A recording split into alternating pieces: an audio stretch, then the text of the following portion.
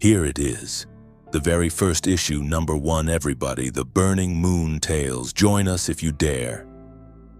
January 27th, 1981. Comic horror magazine for only 75 cents. Introducing the Blackrobe Cult, the Coven of Doom. An evil ritual begins. Carnate awaits their sacrifice. Startling. First issue shocker. If you're scared of creepy stories, don't even turn the page. This is true horror lurking behind you.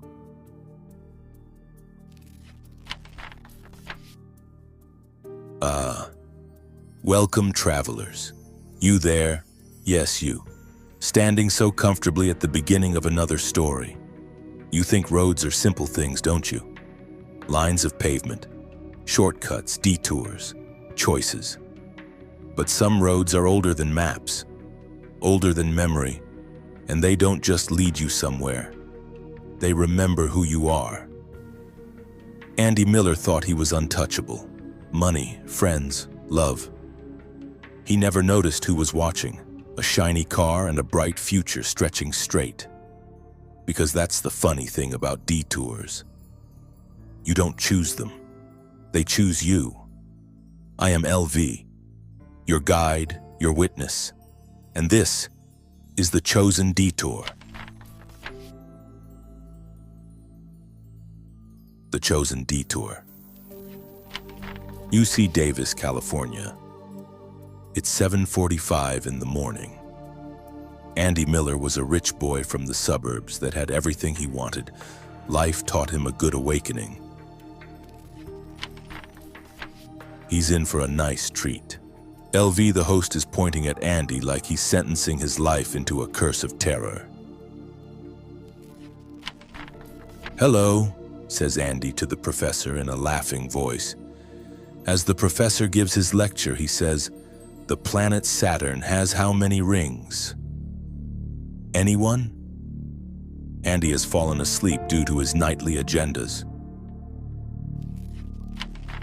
It is now 9:56 in the morning, meanwhile outside the college campus.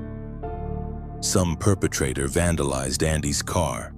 Two girls seem to be surprised at a far distance as they watch this event undo in front of their eyes.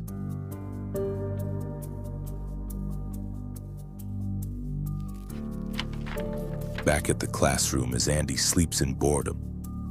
The professor reaches out and says, "Wake up, Andy. You need to pay attention." Andy replies, Okay, I'm up." Andy walks out the classroom saying, "Screw you, I'm out of here. I don't need this." To Andy, school was just another dead end. Fed up with life, he made the choice to walk away. Andy approaches his car. "What the hell?" "The water hose is sliced in half," Andy yells loudly. "Who the fuck did this?" "Shit, my dad is gonna kill me," he shouted.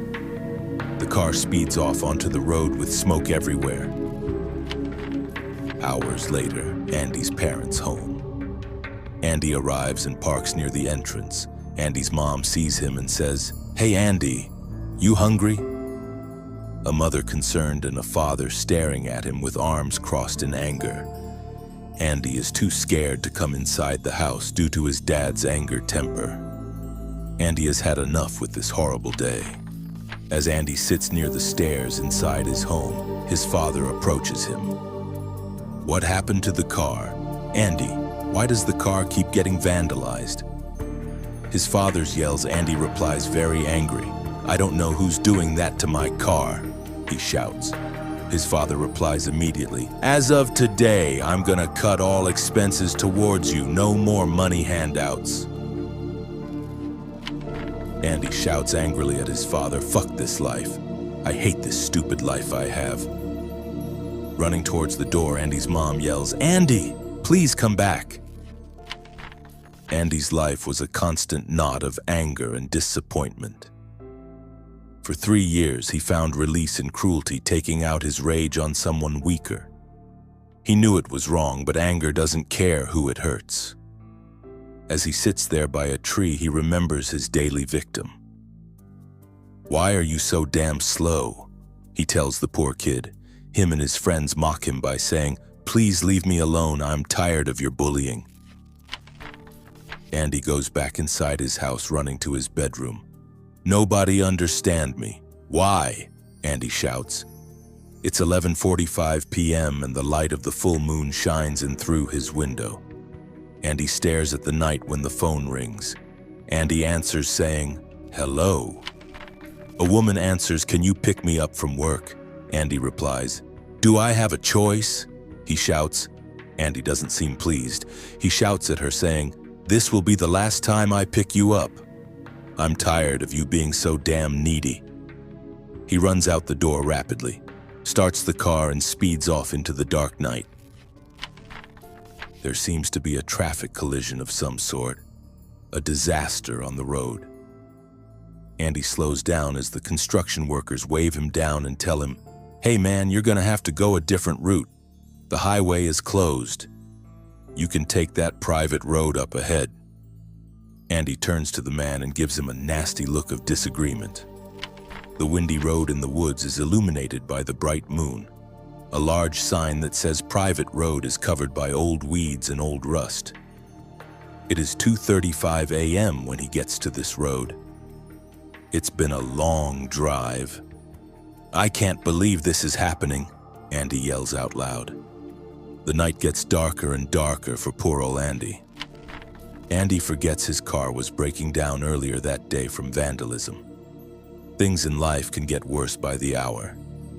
His car has taken too much that it starts to turn off and stall.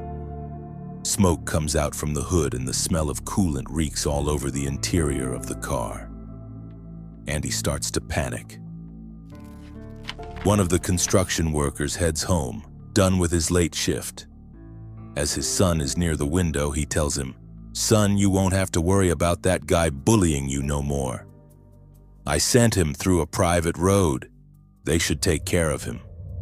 The young kid turns around with a sinister look, holding a diabolical voodoo doll. "You will know who I am. This ends tonight," he whispers in an evil tone out in the air. Andy's car comes to a complete stop. "Oh, come on," he shouts. He stares at a distant fire that enlights the wooded area. He hears noises and the darkness lurks rapidly. Looking around at his surroundings, he shouts, "Is anyone out there?" 3 men approach him from the darkness. One of them says, "We noticed your car stalling. Do you need our help?" Andy gets nervous as one of the men pushes him to fall. "We've been expecting you, kid." Andy is attacked on the floor viciously. "Please stop. Why are you guys doing this?" Andy shouts. Andy is now in trouble. Echoes of him yelling rumble the dark woods. Andy was dragged out of his car, beat down viciously and dragged to the nearby woods to meet his fate. At a distance, a large fire rises from the shadows. Multiple shadowy silhouettes surround the fire in an occultic way. A hooded man in a black robe who seems to be in command shouts, "Tonight should be a night of rejoice and sacrifice." Another hooded man says, "Make sure no one enters this private road." The night swallows Andy into a night of terror, and only the hooded men know Andy's fate. Meanwhile, Andy's girlfriend waits worriedly as he doesn't show up to pick her up from work. Andy's mother sits anxiously at home, staring out the window. Andy goes through a horrific night of torture at the hands of the hooded men. He pleads for mercy, but they only laugh as they beat him senseless. They savagely whip, cut, and burn him while chanting in an ancient language. His muffled screams echo through the dark woods. The high priest of the occultic sect shouts loudly, "Our Lord is finally pleased with our sacrifice. It took us long, but we did it." The night reeked of hellish triumph as they slaughtered Andy in a blood-drenched, unholy ritual, a savage offering to their malevolent powers. The last spear is pierced into Andy's body. "It is done.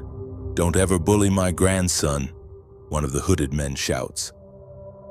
Andy is laid dead in a wooded cross as old ropes hold his hands and feet together. It is 3:55 a.m. Silence has now entered the dark skies. By now, Andy's lifeless body has been thrown into a shallow grave near an old shack buried under freshly shoveled dirt. His red car has been driven off a steep hill, plummeting into the darkness below, ensuring no trace of his remains. 2 days later, 7:25 a.m., police activity and detectives invade the scene at the woods. 2 of the detectives are assigned to the case. One of the detectives says, "Hey, look, a necklace. Looks ancient and kinda occultic." He looks at it with curiosity. His partner rapidly removes it from his hands and says, "It has to be gibberish. It must be for kids," and launches it over the ravine. One of the detectives knew exactly what the necklace was and exactly who it belonged to. The evidence was disposed of, and silence was bought. In this world, loyalty has a price, and money flows easily to those who follow orders. Back at home, flyers of a missing person invade the town's windows and light poles. "Has anyone seen my son?" Andy's mother shouts in an emotion distress. For 2 years, Andy's distraught mother posted flyers all over town and tearfully asked strangers, "Has anyone seen my son?" But Andy was never seen again, and the private road leading up to his death spot was permanently closed off by the city with a locked fence. Funny how bullies never recognize themselves until blood does. Andy called it justice, a bully bullying a bully, a joke, a lesson, a laugh. He never learned the boy's name, never needed to. But blood remembers. When the shouting stopped and the woods closed in, the record spoke where memory failed. And by the time Andy understood what he had broken, if you ask me, when everyone thought evidence was all gone, a final document is seen inside Andy's car, detailing DNA information. Make your own conclusion. But I know the truth. I'm your host, LV. Hope you enjoyed this chilling story, and don't forget to subscribe and like this video. Tune into the next page where I leave you with some lovely games and 1 coupon for a nice treat. Mark your calendars for my next issue release. February 6, 1981. The Blackrobe Cult brings you the Burning Moon Tales. Enjoy your dark night.